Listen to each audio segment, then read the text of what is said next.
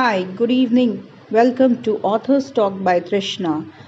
The Vault of Vishnu, Vishnu की तिजोरी episode number 36 से 40 में आपका स्वागत है। तो चलिए शुरू करते हैं।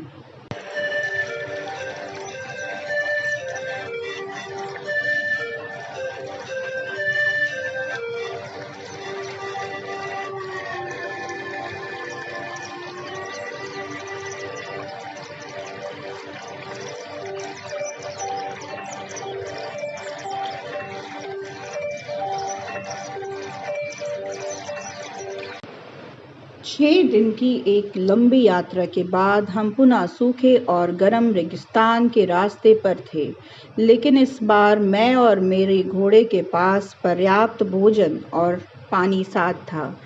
छठे दिन जब हम गाओचांग पहुंचे तब एक अंधेरा हो चुका था, लेकिन राजा कुवेंताई ने खूबसूरत मंडप तक पहुंचाने के लिए सैकड़ों मशाल वाहकों का इंतजाम किया था। जहां वो मेरे आने के लिए इंतज़ार कर रहे थे, उन्होंने मेरा स्वागत ऐसे किया जैसे मैं एक सम्मानित अतिथि हूँ और मुझे सम्मान की सीट पर बिठाया। गाओचांग में शियो पश्चिमी यात्रा क्षेत्रों में जातीय चीनी लोगों की सबसे बड़ी आबादी थी और राजा एक कट्टर बौद्ध थे। ये एक समृद्ध राज्य था क्योंकि चीन के रेशम और चाय और इंदु के मसाले और जवाहरात सभी का व्यापार और परिवहन इसी के जरिए होता था। इससे राजा को कर राजस्व में उछाल आता था। राजा भी उतने ही उदार थे। हर साल 9,000 से ज़्यादा राजकीय मेहमानों का स्वागत करते थे और उनका सारा खर्च उठाते थे। राजा मेरे बगल में बैठे थे। फिर उनकी रानी, एक सुंदर और सुरुचिपूर्ण ढंग से सजी हुई महिला, मुझे अपना सम्मान देने के लिए मेरे सामने आई। उनके पीछे पीछे कई महिलाएं थीं, जिन्हें ये सुनिश्चित करने का काम सौंपा गया था कि मैं अच्छा खाऊं। इस तथ्य से अवगत कि मैं शाकाहारी था, रानी ने सोच समझकर दूध, चावल, शहद, मेवे, फल, सब्जियां और बाजरे की रोटी का प्रबंध किया था। खाने के बाद राजा ने मुझे एक सोफे पर बिठाया और मेरे बगल में बैठ गया। मैं लंबी यात्रा के बाद बहुत थक गया था, लेकिन वह मुझे मेरे सोने के कमरे में जाने देने के मूड में नहीं था। उसने मुझे सुबह के शुरुआती घंटों तक जगाए रखा, बुद्ध की शिक्षाओं पर चर्चा की। आखिरकार रानी उसे समझाने में कामयाब हो गई और मुझे आराम की ज़रूरत है, ऐसा कह के राजा को अपने साथ ले गई। मुझे 4 नपुंसकों द्वारा एक सुंदर ढंग से सजाए गए शयन कक्ष में ले जाया गया, जहां मैं गहरी नींद में सो गया। अगली सुबह जब मैं अपने कमरे से बाहर निकला तो मुझे एक शहर का एक अद्भुत दृश्य दिखाई दिया। 2 वर्ग मील में फैला ये शहर 3 भागों में विभाजित था। एक बाहरी शहर, एक आंतरिक शहर और उसके भीतर शाही महल। इसका लेआउट चांगान से बहुत मिलता जुलता था, क्योंकि युवा कुवेंताई ने यहाँ पर समय बिताया था। उस शहर को देखकर मैं बहुत प्रभावित हुआ था और उसकी खूबसूरती से बहुत प्रभावित हुआ। वास्तव में उसने खुद को सम्राट के दरबार में पेश किया था और उसे बहुत सारा धन्यवाद दिया। गाओचांग की शहर की दीवारें 30 फीट ऊंची थीं। परिदृश्य स्तूपी मंदिरों, मठों, उद्यानों और बड़े करीने से योजनाबद्ध घरों से भरा हुआ था। राजा ने मुझसे एक विशेष रूप से निर्मित मंडप में 300 मेहमानों को उपदेश देने का अनुरोध किया और मैंने ऐसा किया भी। अगले दिन मैंने राजा को उनके आतिथ्य के लिए धन्यवाद दिया और इंदु की अपनी यात्रा पर आगे बढ़ने की इच्छा व्यक्त की, लेकिन उन्होंने जोर देकर कहा कि मैं कुछ दिनों तक उनके मेहमान के रूप में यहीं रहूं। मैं मना नहीं कर सकता था, क्योंकि मुझे डर था कि वे इससे बुरा मानेंगे। 10 दिन बीत गए, मैं बेचैन हो गया। मैंने धीरे से इस विषय पर बात की, लेकिन राजा के मन में मेरे लिए कुछ भी और विचार था। वे चाहता था कि मैं इंदु जाने की अपनी योजना को छोड़ दूं और इसके बजाय उसके दरबार में उसके भरोसेमंद सलाहकार के रूप में शामिल हो जाऊं। मैंने सम्मानपूर्वक मना कर दिया। आखिरकार मेरे मिशन से समझौता नहीं किया जा सकता था। उसने मुझे रहने के लिए अपार धन और खजाने की पेशकश की, लेकिन मैं दृढ़ था। उसने अपनी सबसे बड़ी उपपत्नी की बेटी से शादी करने की भी पेशकश की। अगर मैं अपनी भिक्षु की आदतें छोड़ दूं, लेकिन मैंने नहीं कहा, मैंने मना कर दिया। अवज्ञा से अभ्यस्त न होने के कारण राजा क्रोधित हो गया और उसने आदेश दिया कि मुझे गाओचांग में जबरन रोक दिया जाए। उसने मुझे सम्राट ताइजोंग को कैदी के रूप में वापस करने की धमकी भी दी। मैंने उपवास करने का फैसला किया और सारा खाना पानी त्याग दिया। राजा को मुझसे ऐसी प्रतिक्रिया की उम्मीद नहीं थी।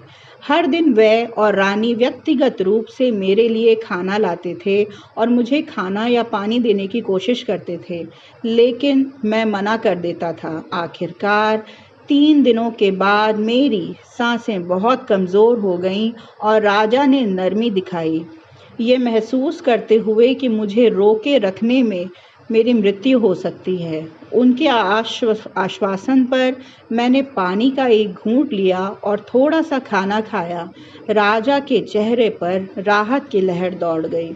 अगले दिन राजा और एक विशाल चौकोर हॉल के अंदर बुद्ध की एक शानदार मूर्ति थी। उसके सामने हम बैठे थे।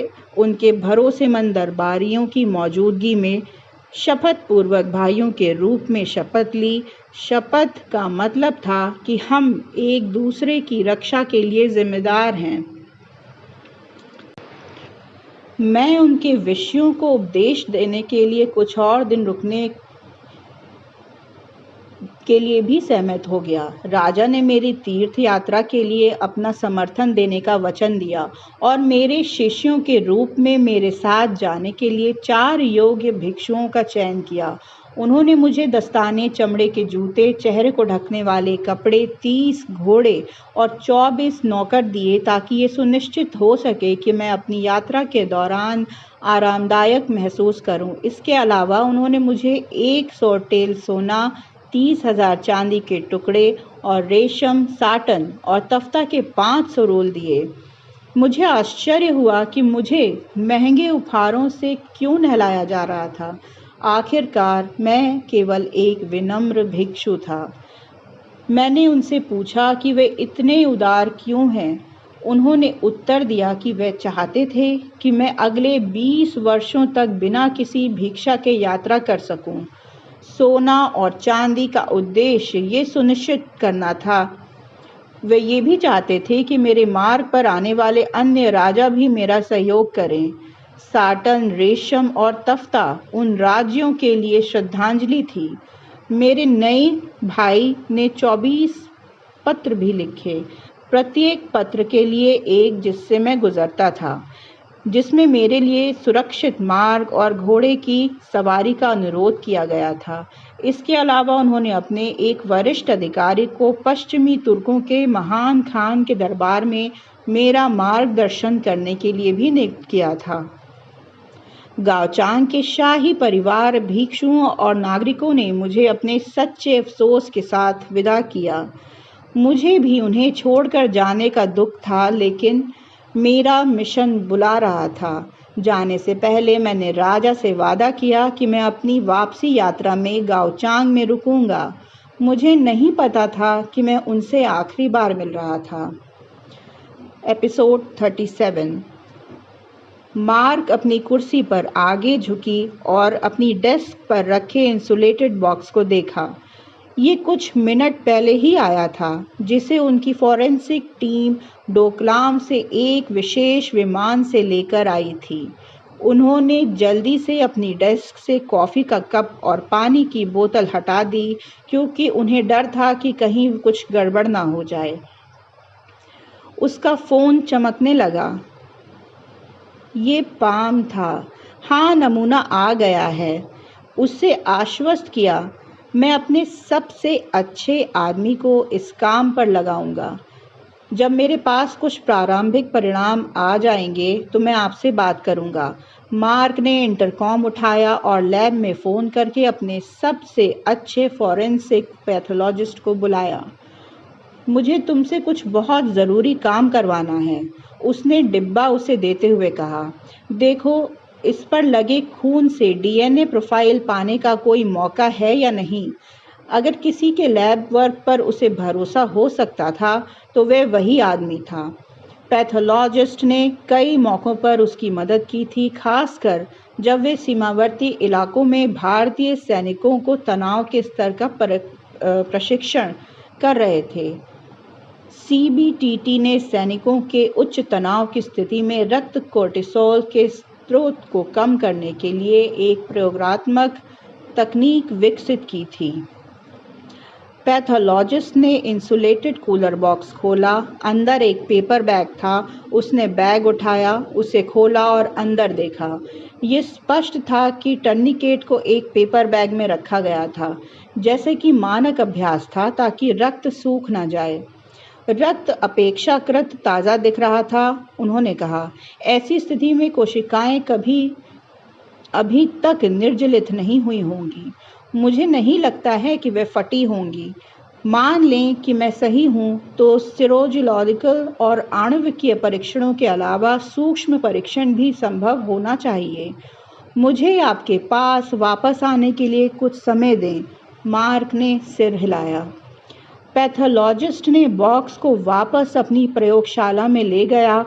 कंक्रीट के अंदरूनी हिस्से को चैनल ग्लास, धातु के पैनल और छिद्रित धातु की स्क्रीन से बनी नई त्वचा दी गई। दर्पणों के चतुर कोण ने चमचमाती प्रयोगशाला की मेज़ों और उपकरणों की पंक्तियों को सूरज की रोशनी में नहला दिया। एक लंबी सफ़ेद रोशनी वाली 7 आधुनिक उपकरण, spectrometer, microscope, DNA sequencer, thermal cycler centrifuge, incubator, rotary evaporator और लाइओफिलाइजर रखे हुए थे। धमनी संदेश का उपयोग करते हुए उन्होंने नमूने के वर्क से सावधानीपूर्वक टर्किट निकाला और इसे एक बड़े एकल उपयोग वाले डिश पर रख दिया। अपने माथे और कमर का उपयोग करके वीडियो रिकॉर्डिंग शुरू करते हुए उन्होंने परीक्षण के लिए दाग और उसके भोजन की सामग्री के छोटे छोटे हिस्से काटे। बाकी को एक सीलबंद बिना ढके लिफाफे में रखा। उन्होंने कटे हुए हिस्से के छोटे हिस्से को ल्यूमिनॉल का छिड़काव किया। प्रयोगशाला की लाइटें बंद कर दी और ब्लैकआउट पर्दे नीचे कर दिए। एक बार जब प्रयोगशाला पूरी तरह से अंधेरे में खो गई तो टूर्निकेट पर यूवी प्रकाश डालने से फ्लोरेसेंट चमक पैदा हुई। उन्हें यथोचित रूप से यकीन था कि ये खून था, लेकिन ल्यूमिनॉल गलत सकारात्मक परिणाम देने के लिए जाना जाता था। उन्हें इसकी पुष्टि करने की आवश्यकता होगी। उन्होंने जांच स्लाइड पर खून से सना हुआ एक और छोटा टुकड़ा रखा और उसमें फिनोल्फेथलीन की एक बूंद और उसके बाद हाइड्रोजन पेरोक्साइड की एक बूंद डाली और वह गुलाबी हो गया। लेकिन यह सीबीटीटी था और मार्क तब तक फटता रहता जब तक कि सबसे विस्तृत प्रक्रियाओं का पालन न किया गया हो। उन्होंने ताकायामा क्रिस्टल परीक्षण के लिए एक नमूना तैयार किया। उन्होंने रक्त से सने नमूने के साथ एक ताज़ा स्लाइड में ताकायामा अभिकर्मक को सावधानी से जोड़ा और इसे 115 डिग्री सेल्सियस पर सुखाया। उन्होंने अपने माइक्रोस्कोप के माध्यम से परिणाम देखा। निश्चित रूप से वे गहरे लाल पंख जैसे क्रिस्टल को स्पष्ट रूप से पहचान सकता था। इसमें कोई संदेह नहीं था कि ये खून का धब्बा था। अब बड़ा सवाल ये था कि खून का स्रोत क्या था। डीएनए कोशिका नाभिक के भीतर स्थित होती है। उनका पहला कदम नाभिक को तोड़ना और डीएनए अणुओं को घोल में छोड़ना होगा। फिर वे उन अणुओं को अलग करने की कोशिश करेंगे। जिन्हें वे अन्य कोशिकीय पदार्थों और मलबे से अलग करना चाहते थे। उन्होंने मैक्सवेल 16 नामक एक स्वचालित प्रणाली को चुना,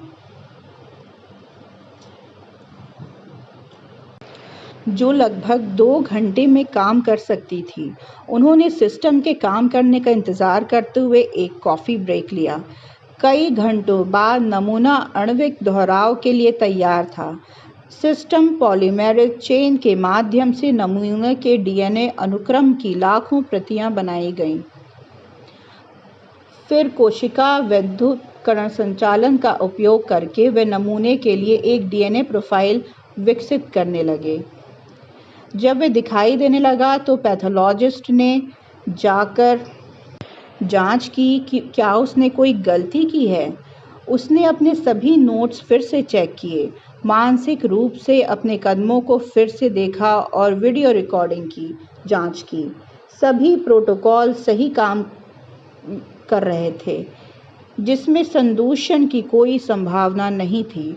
फिर भी नमूने में गुणसूत्रों की संख्या गलत थी।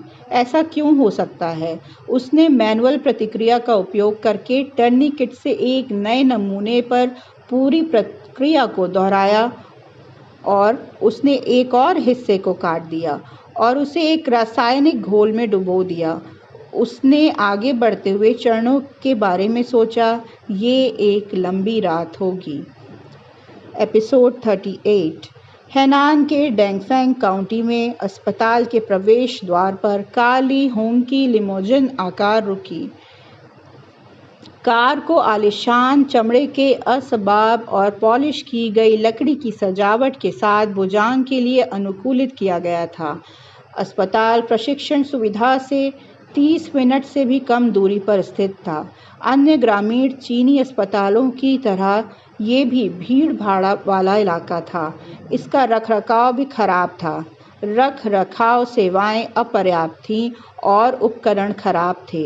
बुजांग ने आर्मसेस्ट के चमड़े की खांचे से एक छोटा प्लैटिनम जार निकाला, उसे खोला और गाड़ी के बाहर निकलने से पहले अपनी मैनिक्योर की हुई उंगलियों से अपनी नाक के नीचे कपूर का बाम लगाया, ताकि किसी भी अप्रिय गंध से बचा जा सके। उसने एक हाथ में अपनी स्वैगर स्टिक को मजबूती से पकड़ रखा था। उनके साथ एरकिन भी थे। वे दोनों एक साथ विशाल लॉबी और रिसेप्शन को पार करके एक बंद गेट तक पहुंचे। जब भी बुजांग गुजरते थे तो कर्मचारी सीधे खड़े हो जाते थे, लेकिन उनके साथ नहीं जाते थे। स्कैनर पर अंगूठा रखा, गेट खुल गया। वे एक गुप्त वार्ड में दाखिल हुए जिसमें केवल सुरक्षा मंजूरी वाले कर्मचारी ही प्रवेश कर सकते थे। यहाँ तक कि चीन के राष्ट्रपति भी बिना बुजांग के इस जगह में प्रवेश नहीं कर सकते थे। दीवारों को उदास भूरे रंग से रंगा गया था और छत की कठोर रोशनी ऐसी थी जैसी आप जेल के अंदर होने की उम्मीद कर सकते हैं। फर्श भी उतने ही नीरस थे। अकल्पनीय धब्बेदार टाइलों के बड़े लंबे खंड। नर्स और अर्दली अपने काम में लगे हुए थे, नमूने ले जा रहे थे, दवाइयाँ ले जा रहे थे और मरीजों को भी संभाल रहे थे। वार्ड की ओर जाने वाले लंबे गलियारे के एक तरफ स्टील की बेंच थी, जिनका इस्तेमाल मरीज अपने अस्पताल के बिस्तर से आराम करने के लिए करते थे। दूसरी तरफ व्हीलचेयर पर गाउन पहने मरीज बैठे थे। बुजांग गलियारे को पार करके वार्ड में दाखिल हुआ। उसके पॉलिश किए हुए चमड़े के जूतों की क्लिक की आवाज़ उदास जगह में गूंज रही थी। एरकिन जानबूझकर कुछ 100 बिस्तर वाले कमरे में गया। ये अस्पताल के बाकी हिस्सों की तरह ही नीरस और दयनीय था। उसकी एकमात्र राहत देने वाली खूबी ये थी कि ये बेदाग साफ था और उपकरण नए थे, लेकिन गंध, बुजांग को अस्पतालों में कीटाणुनाशकों की गंध से नफरत थी। उसने वार्ड में चारों ओर नज़र घुमाई। वहाँ स्टील के फ्रेम वाले बिस्तरों की कतारें थीं, जिन पर धारीदार अस्पताल के गाउन पहने कमज़ोर बूढ़े लोग थे। उनके ड्रिप आज्ञाकारी पिल्लों की तरह उनके पीछे चल रहे थे। एक कुबड़ा अपने बिस्तर से उठने की कोशिश कर रहा था, लेकिन उसकी रीढ़ की हड्डी एक ऐसे कोण पर मुड़ी हुई थी जिससे उठना मुश्किल हो रहा था। एक आदमी जोर से खांस रहा था, दूसरा खाली जगह में घूम रहा था, तीसरा बेकाबू होकर हिल रहा था और एक और जोर से उबकाई ले रहा था। लेकिन सभी में जो बात आम थी वह थी कि वे बहुत बूढ़े और जीर्ण शीर्ण दिख रहे थे।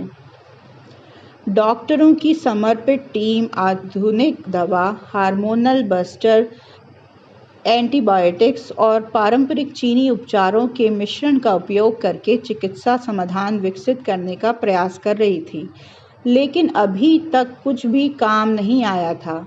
डॉक्टरों, नर्सों और अर्दलों की टीम पुरुषों की देखभाल करने की कोशिश कर रही थी, लेकिन वे थके हुए लग रहे थे। एक डॉक्टर के कोट की जेब में एक मोटा चमकदार पेन था।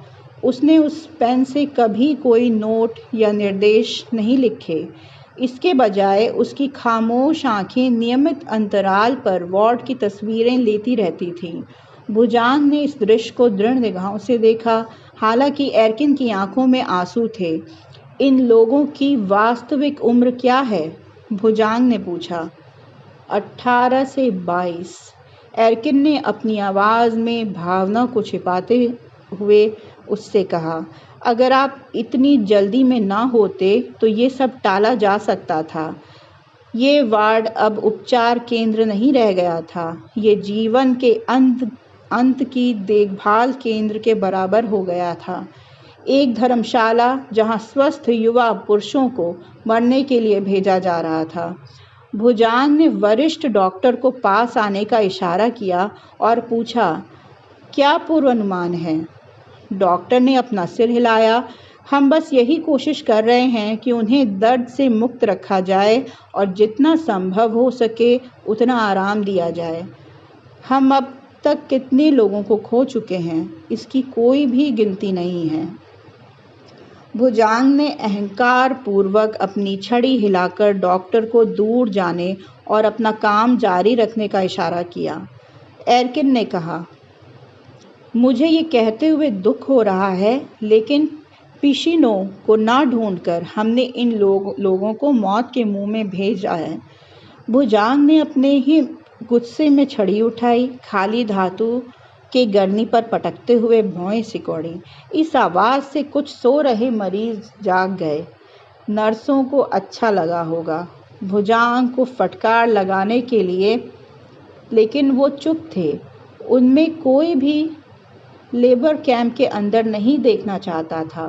फिर निराश लोगों से घिरा हुआ था जो टेल्मे को हैक करने में चैरिटेटिव समाधान है। उसने झपट्टा मारा। मेरे पास शिकायत करने वालों के बजाय समस्या हल करने वालों की कमी है। एरकिन चुप हो गया, लेकिन उसका दिमाग बेतहाशा भागता रहा। एरकिन मन में ही प्रार्थना कर रहा था, अल्लाहुम्मा इन्नी अऊज़ु बिका मिन जावली। एपिसोड 39। दरवाज़ा खुला। प्रवेश द्वार पर एक नंगे पांव 90 वर्षीय व्यक्ति खड़ा था, जिसकी पीठ आश्चर्यजनक रूप से सीधी थी। उसके सिर पर काले बाल थे। उसके चेहरे पर, त्वचा पर जवानी की कसावट थी। उसने एक सादी सफ़ेद शर्ट पहनी हुई थी और उसके ऊपर हल्के क्रीम रंग की वेष्टी थी। उसके माथे पर चंदन का लेप लगा हुआ था, जो ये दर्शाता था कि उसने अपनी सुबह की प्रार्थना कर ली है। अपनी उम्र के बावजूद उसमें कोई चश्मा नहीं पहना था। ये एक ऐसा व्यक्ति था जो खुद को पूरी तरह से सुरक्षित रखने में सफल रहा होगा। राव की नज़र सीधे पाम पर गई। फिर वह अजीब भाव से अपनी बेटी की ओर मुड़ा। ऐसा लग रहा था जैसे उसने किसी अजनबी को अपने घर बुलाकर उसका भरोसा तोड़ा हो। चुपचाप वह मुड़ा और लिविंग रूम में वापस चला गया, जो उसके अध्ययन कक्ष के रूप में भी काम करता था। अनु और पाम ने झिझकते हुए उसका पीछा किया। ये एक अंधेरी और सीलन भरी जगह थी, जहाँ किताबें, प्रयोगशाला के उपकरण और दस्तावेज बाइंडर भरे पड़े थे। हवा में छत पर 2 पुराने पंखे चरमरा रहे थे। एक खिड़की वाली दीवार से बगीचे का नज़ारा दिखाई देता था, जबकि बाकी 3 अलमारियों में लगभग हर विषय विज्ञान, चिकित्सा, धर्म, अध्यात्म, इतिहास, पौराणिक कथाएं, आयुर्वेद, दर्शन, योग, पुरातत्व और भाषा विज्ञान की किताबें भरी हुई थीं। खिड़की के पास वाली मेज पर भी किताबें और नकली नोटपैड से भरा हुआ एक कॉर्नर था। कंप्यूटर नहीं था। एक फाउंटेन पेन और एक पुराने ज़माने की स्याही की बोतल उनकी मेज़ पर थी। बूढ़ा आदमी स्पष्ट रूप से इस बात से परेशान था कि अनु एक अजनबी को घर ले आई थी, लेकिन पाम की मौजूदगी में ऐसा कहने के लिए वे बहुत ही शालीन था। अनु ने पाम को एक घिसे पिटे सोफे की ओर इशारा किया बैठने का। पिता और बेटी लिविंग रूम से बाहर निकलकर बगल की पेंट्री में गायब हो गए। पाम ने इधर उधर देखा और पाया कि घर में बिल्कुल भी तस्वीरें नहीं थीं। राव क्या छिपा रहा था, या क्या वे भूलने की कोशिश कर रहा था? पाम सिर्फ बातचीत के कुछ अंश ही सुन पाई, तमिल और अंग्रेजी का मिश्रण। लेकिन उसने इतना समझ लिया था कि अनु को उसके पिता से उपदेश मिल रहा था। बदले में वह ये कहकर उसे शांत करने की कोशिश कर रही थी कि पाम से बात करना ज़रूरी है, देश के खातिर, अगर किसी और वजह से नहीं। देश ने मेरे लिए कभी क्या किया है? बूढ़े आदमी ने कड़वाहट से जवाब दिया। वह विषय विस्फोट इतना ज़ोरदार था कि पाम ने उसे सुन लिया। उसके मन में कोई संदेह नहीं था कि राव के साथ बुरा व्यवहार किया गया। अगर वह मुझसे बात करने के लिए सहमत भी हो जाता है तो वह कितना सहयोग करेगा? और देव ने मुझे यहाँ क्यों भेजा? क्या ये यात्रा व्यर्थ गई? पाम ने सोचा। दोनों के बाहर आने से पहले कुछ शब्द और बोले गए। अनु रसोई से पानी का गिलास लेकर आई, जबकि उसके पिता पाम के सामने बैठे थे। मुझे नहीं पता कि मेरी बेटी तुम्हें यहाँ क्यों लेकर आई है, उन्होंने कहा। वे किसी से न मिलने की मेरी नीति जानती है। मैंने कई सालों से उस नियम को नहीं तोड़ा है, लेकिन मुझे उसके फैसले पर भरोसा है। वे तुम पर विश्वास करती होगी। मुझे बताओ कि तुम मुझसे क्या चाहती हो, बच्चे? पाम बिना कुछ कहे सोफे से उठ गई और राव के सामने घुटनों के बल बैठ गई। फिर उसने राव के सामने एक पत्थर निकाला। सदर बाजार से खरीदा गया कांच से सिक्का अब एक चेन से जुड़ा हुआ था। सिक्का प्राचीन पल्लव था, जिस पर 2 मस्तूल वाले जहाज का प्रतीक बना हुआ था। उसने अपना सिर झुकाकर और फर्श पर नज़र गड़ाए हुए उसे राव को भेंट किया। राव ने उससे सिक्का लिया और उसकी जांच को करना शुरू किया। उसने उसे कई बार अल्टा पलटा, आकृतियों को समझने के लिए थोड़ा सा आंखें मूंद कर देखा। शुरुआती पल्लव सिक्कों में एक मस्तूल वाले जहाज दिखाए गए हैं, लेकिन उनके बाद के सिक्कों में दोहरे मस्तूल वाले दिखाए हैं। इससे पता चलता है कि उनके जहाज निर्माण तकनीक ने कितनी तरक्की की थी। यही कारण है कि उनके जहाज कोरोमंडल तट और दक्षिण पूर्व एशिया के बीच समुद्री व्यापार में हावी थे, राव ने कहा। इस तरह के पल्लव सिक्के उन देशों में पाए गए हैं जिनके साथ उन्होंने व्यापार किया था। पाम को पता था कि बूढ़ा आदमी भावुक हो गया था, लेकिन वह सिक्के के बारे में बात करके अपनी भावनाओं को छिपाने की कोशिश कर रहा था। तुम्हारा नाम क्या है? उसने कांपती हुई आवाज़ में पूछा। उसकी आवाज़ मुश्किल से सुनाई दे रही थी। पाम खुराना, दिवंगत कर्नल किशन खुराना से संबंधित, जो IPKF का हिस्सा थे। वे मेरे पिता थे, पाम ने गर्व के साथ उत्तर दिया।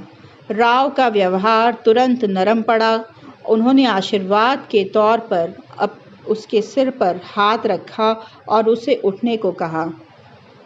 तुमने मुझे पहले क्यों नहीं बताया? वह उससे मिलने के बाद पहली बार मुस्कुराया। तुम्हारे पिता एक प्यारे दोस्त थे, हम अक्सर मिलते थे। हमारे बीच लगभग 25 साल का अंतर था, लेकिन हमारे बीच एक अविश्वसनीय बंधन था।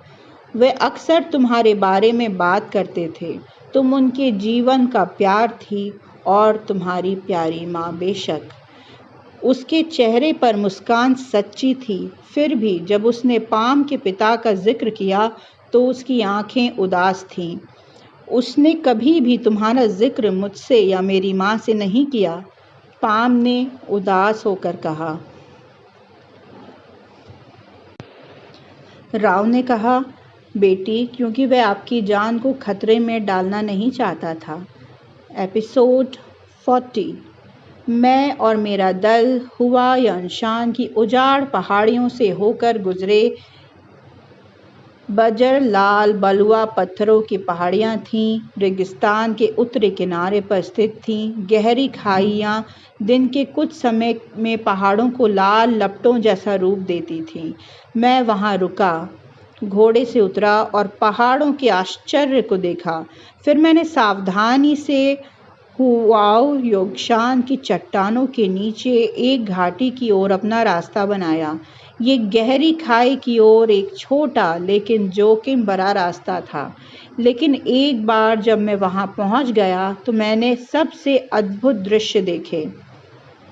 खड़ी चट्टान के चेहरे पर सैकड़ों भिक्षुओं की कोठरी बनी हुई थी। नीचे दूर तक एक नदी बह रही थी। ये मेरे द्वारा देखे गए सबसे अविश्वसनीय मठों में से एक था। इसे 1000 बुद्ध गुफाएं कहा जाता था। चीन के झिजियांग में आधुनिक बेजिक्लिक गुफाएं। सैकड़ों भिक्षु अपनी गुफाओं के अंदर से धीमी आवाज में मंत्रोच्चार कर रहे थे। मैं उनके साथ मंत्रोच्चार करने के लिए एक गुफा के मुहाने पर बैठा। मेरे ऊपर जो शांति छा रही थी वह वाकई अद्भुत थी। नीचे राजसी नदी के अविश्वसनीय दृश्य के साथ संकरी चट्टान पर बैठना एक रोमांचक अनुभव था। भिक्षु चाहते थे कि मैं उनके साथ रहूं, लेकिन मैं जानता था कि मुझे अपनी यात्रा और डिसेंट सुचुआन बनने की अपने सबसे महत्वपूर्ण मिशन पर आगे बढ़ना था। लेकिन उनके जाने से पहले उन्होंने मुझे गुफाओं का दौरा करवाया। वह आयताकार आकार की थीं, जिनकी छतें गोल और धनुषाकार थीं और जिन पर बुद्ध के जीवन के विभिन्न दृश्यों के उद्देश्य दर्शाते हुए शानदार विभिन्न चित्र थे। भत्ते चित्र भी थे और एक एक उत्कृष्ट कृति थी। मैंने अपने भाई भिक्षुओं से विदा ली और वापस उस जगह चला आया जहां पर मेरा दल मेरा इंतज़ार कर रहा था। हमने आगे बढ़ने से पहले थोड़ी देर आराम करने का फैसला किया, क्योंकि हमारे गाइड तेज़ हवाओं से बचना चाहते थे, जिसका पूर्वानुमान लगाया गया था। उन्हें मौसम संबंधी अवलोकन करने के लिए किसी उपकरण की आवश्यकता नहीं थी और वे ज़्यादातर स्वशिक्षित थे, लेकिन स्थलों, हवा की दिशाओं, रेगिस्तान की स्थितियां और खगोलीय स्थितियों को अपने विशाल ज्ञान का लाभ उठाने में कुशल थे। मैं दूर से भेड़ियों की आवाज़ सुन रहा था, लेकिन भिक्षुओं ने मुझे आश्वस्त किया कि वे हानि रहित थे। तभी माल से लदा एक और कारवां गुजरा। मैंने उन्हें रुकने और हमारे साथ यात्रा करने की सलाह दी। उनके नेता ने मेरी चिंता के लिए मुझे धन्यवाद दिया, लेकिन रुकने में असमर्थता व्यक्त की। जाहिर है कि उनके कारवां में रेशम, हाथी दंत, जेड, इत्र, मसाले, कपास, जैतून का तेल और शराब थी, जो सभी को एक महत्वपूर्ण कार्यक्रम के लिए महान खान तक पहुंचाना था। समय पर पहुंचाना महत्वपूर्ण था। बेटा, हर कारवां एक जैसा नहीं होता, मैंने सलाह दी। भिक्षुओं के कारवां की रक्षा के लिए बुद्ध होते हैं। राजनीतियों के कारवां के लिए रक्षक राजा होते हैं, लेकिन व्यापारियों के पास इनमें से कोई भी नहीं होता। डाकू तुम्हें लूटने में संकोच नहीं करेंगे। हमारे साथ रहो, क्योंकि हम गाओचांग के राजा के संरक्षण प्राप्त हैं। हमारे गाइड हमें बता रहे हैं कि कुछ ही देर में तेज़ हवाएं थम जाएंगी। पछताने से बेहतर है कि सुरक्षित रहें। व्यापारी नेता ने मुझे देखकर एक मुस्कान दी। मैंने अपने जीवन में 100 से ज़्यादा यात्राएं की हैं। मुझे 7 बार लूटा गया है। हर बार भगवान ने मेरी रक्षा की है। किसी भी यात्री का सबसे बड़ा गुण ये है कि उसे कोई डर नहीं होता। आपके प्रस्ताव के लिए मैं आपका आभारी हूँ, आदरणीय भिक्षु, लेकिन मुझे आगे बढ़ना होगा। ये कहते हुए उनका समूह हमारे पास से गुजरा और अपनी लंबी यात्रा पर आगे बढ़ गया। अपने आप को तरोताज़ा करने के बाद हमारा कारवां हमारी अगली मंजिल की ओर 200 मील की यात्रा पर निकल पड़ा। ऐसा करने के लिए हमें चांदी के भंडार के लिए मशहूर पहाड़ों की एक श्रृंखला पर चढ़ना था, सिल्वर माउंटेन। ये एक कठिन यात्रा थी क्योंकि खनन के रास्तों की मजबूती कम कर दी थी। एक भी लापरवाही भरा कदम घातक साबित हो सकता था। हम में से किसी के लिए भी निश्चित मौत की ओर बढ़ने के लिए बस यही सब चाहिए था। गिद्ध ऊपर मंडरा रहे थे और असंयम मौत के मुंह में समाये लोगों की लाशों से मांस नोच रहे थे। जैसे ही हम सिल्वर माउंटेन को पार कर रहे थे, हमें एक भयावह दृश्य देखने को मिला। हमारे रास्ते में दर्जनों कत्ल किए हुए पड़ी लाशें थीं। उनके सामान को साफ कर दिया गया था और उनके पास जानवर कहीं नज़र नहीं आ रहे थे। एक भी आदमी जिंदा नहीं बचा था। मैंने उस व्यापारी को पहचान लिया जिससे मैं हुआंगशान के फ्लेमिंग माउंटेन पर मिला था। मैं उसकी लाश पर झुका और उसके लिए एक मौन प्रार्थना की।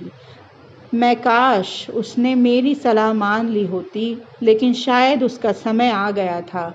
जब तक कोई पहले से ही मर नहीं जाता, तब तक कोई मौत से बच नहीं सकता, और फिर भी कोई उसके बाद आने वाले अंतहीन चक्र से बच नहीं सकता। अचानक हमने उस घोड़ों की आवाज़ें सुनी जो थोड़ी दूर से आ रही थीं। धूल के बादल घन बनने लगे थे क्योंकि डाकुओं का एक बड़ा दल हमारी ओर बढ़ रहा था। उनकी तलवारें उठी हुई थीं और कड़ी धूप में चमक रही थीं। उनके चेहरों पर शैतानी मुस्कान थी क्योंकि वे उस खून खराबे और लूट-पाट की आशंका कर रहे थे जो होने वाली थी। पूरी संभावना थी कि वे लोग थे जिन्होंने हमसे पहले कारवां में लोगों को मारा था। वे अब और अधिक लोगों को मारने के लिए वापस आ रहे थे। हमारे साथ एक वरिष्ठ अधिकारी ने मामले को अपने हाथों में लिया। वे एक चट्टान पर खड़ा हो गया और चिल्लाया, अगर तुम इस दल के एक भी आदमी को छूते हो तो तुम गाओचांग के राजा के खिलाफ युद्ध की घोषणा कर रहे हो। इस दल का नेतृत्व राजा के दत्तक भाई वेनतियांग कर रहे हैं। अगर तुम उनका क्रोध भड़काना चाहते हो तो बहुत सोच समझ कर काम करो। दूसरी ओर, अगर तुम इस समूह के सदस्यों के प्रति दया दिखाते हो तो मैं तुम्हें इसे हर एक व्यक्ति को तुम्हारे दल के इनाम देने की व्यवस्था करूंगा। डाकुओं को समझ में आ गया था कि राजा को दुश्मन बनाकर कुछ हासिल होने वाला नहीं था। उन्हें शायद ये भी पता था कि महान खान के साथ गलत नहीं होना चाहिए था, जिसका प्रभाव बहुत बड़े भूभाग पर फैला हुआ था।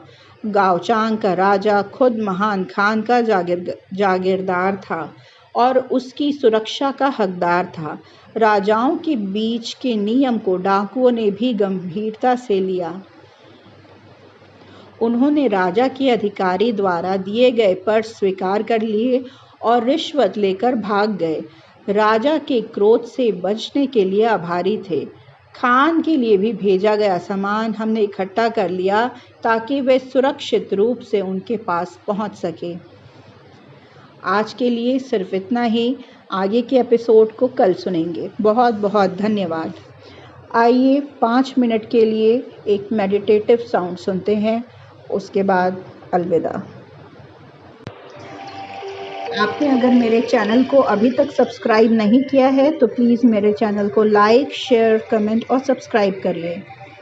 Thank you.